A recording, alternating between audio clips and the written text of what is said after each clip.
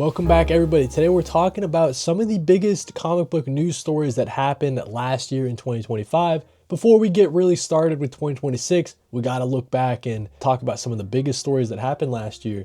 So what we're doing today is looking at this article written by Rob Skalkowitz over on ICV2. They do a lot of comic book sort of analysis on the industry and stuff like that. So he had this really great article where he broke down what he thought some of the biggest news stories that kind of dominated the comic book industry this year, and we're going to get into it. And the one I want to start off with is, as Rob says, the DC absolute domination. So in my opinion, I mean, that has to be one of the biggest news stories of the year. Getting so many different people into the comic book reading hobby, I think that the DC Absolute Universe has a lot to do with that.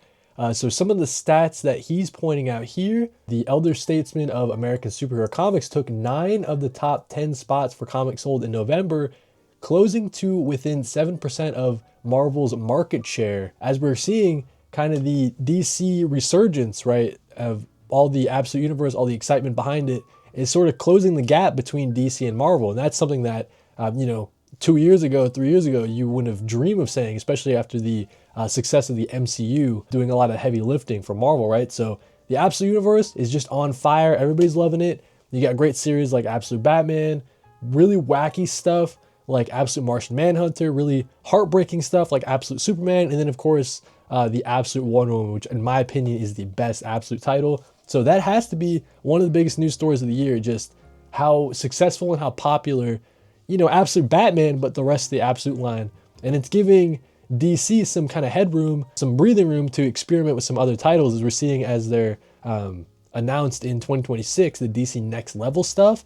That all comes from the success of the Absolute Universe, something that Scott Snyder has even said. Another one of the stories that kind of dominated the year, the digital pandemonium. So we see a lot of these different online marketplaces sort of springing up last year in 2025, driven partly, as Rob says, by a new mindset among major publishers to let 1,000 digital distributors bloom. So we're seeing stuff like Neon Ichiban from those people out of the distillery kind of group, Inky Pen Sweet Shop, which I'm not even totally familiar with, expansion and new capital for Global Comics. Global Comics is an app that I use all the time. That's the one that I use for a lot of the indie stuff. I think they have DC and Marvel on maybe not Marvel, but they have DC stuff now. But mostly I've been using that for the indie stuff, and I've been loving Global Comics. So that's been my preferred sort of digital marketplace, I guess. Although I haven't bought anything from them, I do have that premium subscription for Global Comics.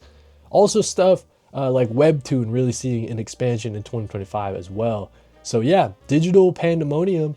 For sure, I think a lot of these companies are seeing, the kind of avenues and opportunities that the digital marketplaces can have. Although I still don't think it's not my favorite way to buy comics and read comics.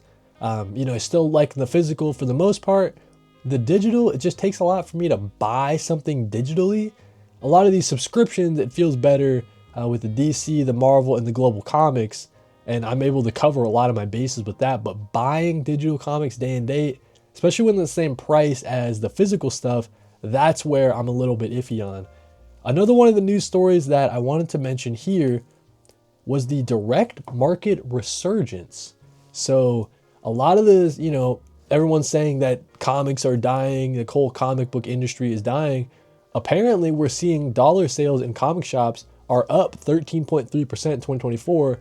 And then data suggests in 2025 that it's going to continue.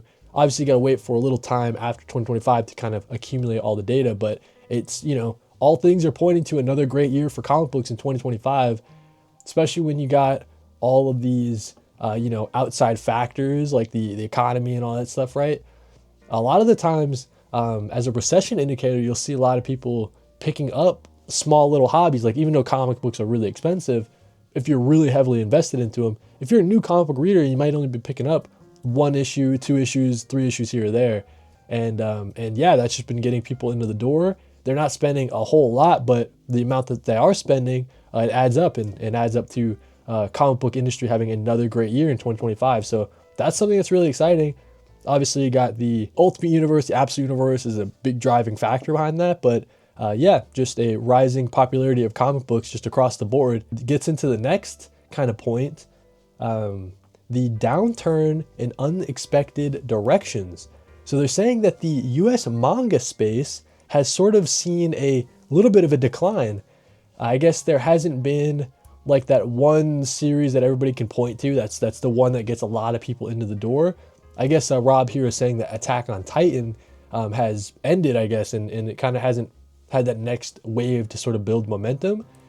And they also point to Dogman and Wimpy Kid, I guess, kind of seeing a slight decline. Maybe the kids that were reading that are kind of aged out of that, and there's not that new next generation to kind of grab onto for young readers. I'm not sure about all of that. I'm not a heavy manga reader, and I don't pay attention too much to the young adult sort of graphic novel space, but I guess apparently there's some downturns, which is really interesting when you see the single issues kind of taking a rise. You got the graphic novel, like things that traditionally were doing well, like manga and young adult graphic novels, taking a little bit of a dip. And then the last sort of point that I wanted to bring up here was the Diamond bankruptcy. So they say it like a bad smell that won't leave the room. Diamond's collapse was unfortunately the lingering business story of 2025. Now, I wasn't following this too closely.